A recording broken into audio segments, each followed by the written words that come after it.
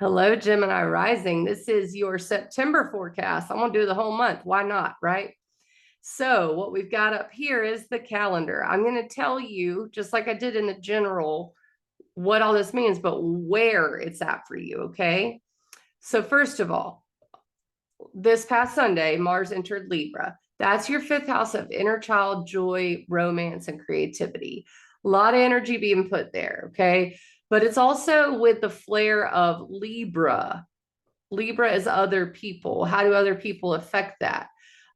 Is it hard for you to see your own creativity in normal circumstances? And therefore you feel like you got to, take cues from others. This is about figuring that out, I think, and maybe being more true to who you are, because Libra is ruled by Venus retrograde. Venus retrograde is in your third house of thought processes and communication and how your brain works. Okay. So that's what Mars in Libra is going to be about for the rest of the month.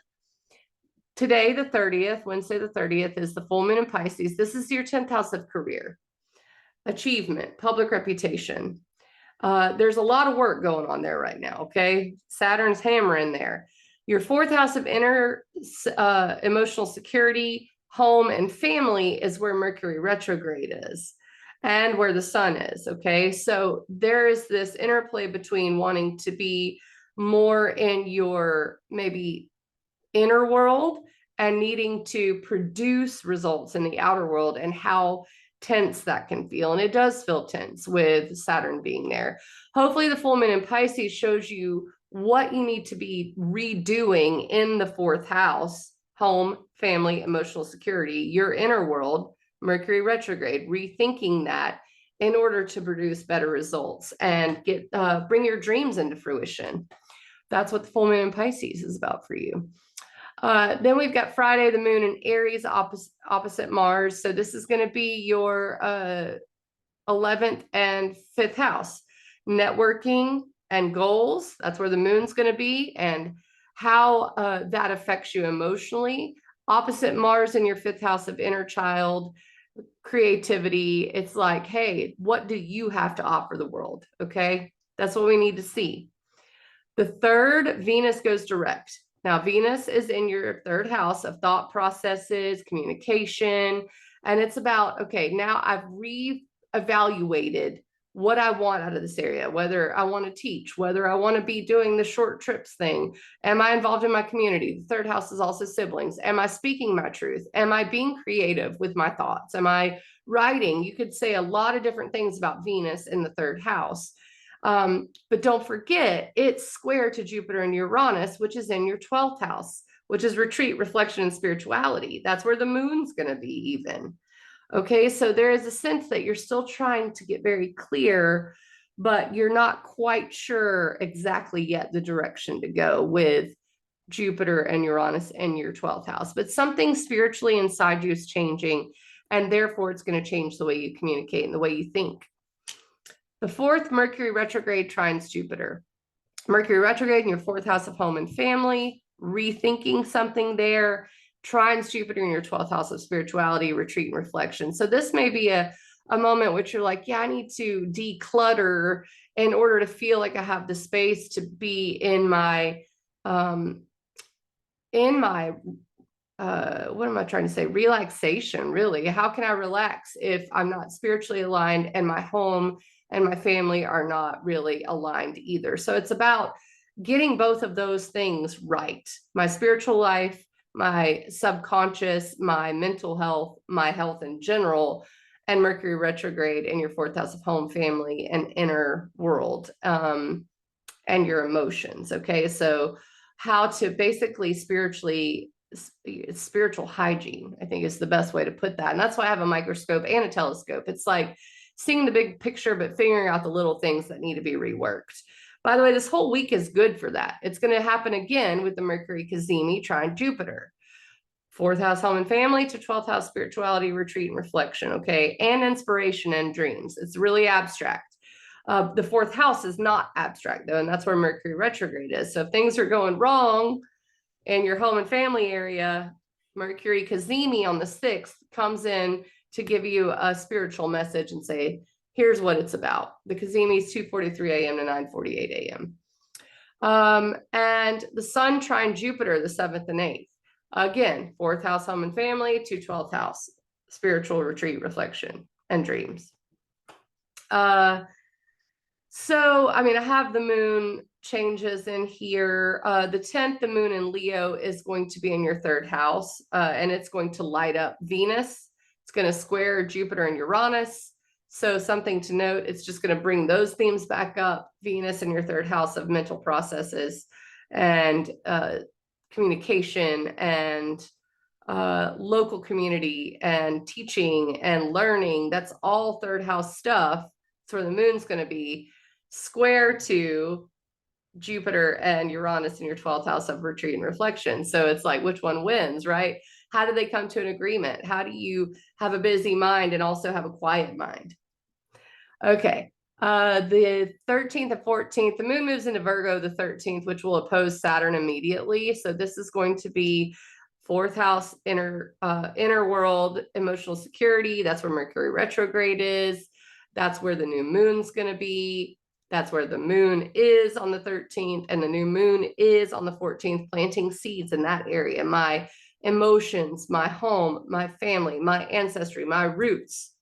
And Mercury is direct in that area. But don't forget, on the 13th, at least, Saturn in your 10th house of career is still opposite the moon. The 14th, it moves on, is a new moon in Virgo. Mercury direct, things start moving forward in that home family area. But by sheer association of being the opposite sign and opposite house, it's also going to be career. You're planting seeds in that area to grow something. Now, the new moon in your 4th house of home and family is trine, supported by Uranus, which is innovation, and your 12th house of retreat, spirituality, and reflection. So there could be something that, you know, you have an idea or something clicks. You feel like you've broken free of something around this time. And it's showing you a new way to help you flourish. That's the best way to put it. 15th and 16th, moon's in Libra. That's going to be your 5th house of inner child joy and fun and romance. It's going to meet up with Mars on the 16th. So some motivation in that area, creativity as well. The 17th, the moon moves into Scorpio, which is your 6th house of health, daily life, and work. And it's going to square Venus in your 3rd house of how you think. It's really, and it's going to oppose Jupiter and Uranus in your 12th house of retreat and reflection. This is about organization and about being able to organize your thoughts, communicate clearly, and all of that comes up around the 17th and 18th. Also, money spent maybe investing into these areas, home, family, emotional security, 6th house, daily life, what you're investing work-wise into that with the moon and Scorpio, and your health as well. And then Jupiter in your 12th house of retreat, reflection, and spirituality.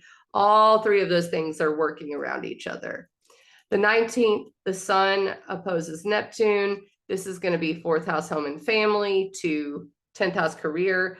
A little confusion.